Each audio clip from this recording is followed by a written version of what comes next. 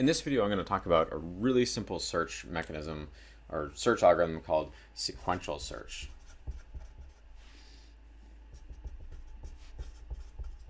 Now, sequential search is relatively straightforward. If you have an array and it doesn't have to be sorted, sequential search is essentially the method that we very commonly use to find if an element exists in this array.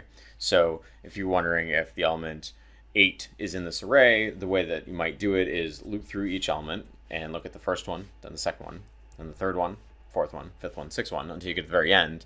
That is essentially called sequential search. You're searching through all of these values sequentially. The implementation of this algorithm is relatively simple. It can be done in some sort of loop where you're just sort of like into I equals 0.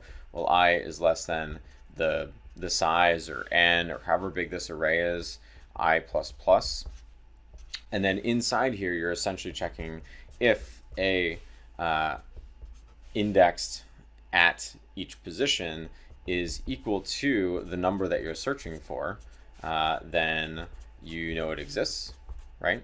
And at this point, you can either return true or you can return I if you want to find the position of it. And then after the loop, you're essentially returning false. This is a really easy search algorithm to write. It works on sorted and unsorted data sets, and it has an overall runtime of big O of n, right? Which means it's a linear search. It's going through each one of these values sequentially. It's not the fastest search that we have, and we can do better if we know a little bit more about the data set that's in these arrays, if they're sorted. But this is the easiest search algorithm to implement, and it works over all data sets. So it's relatively straightforward and is the reason why we learned about it.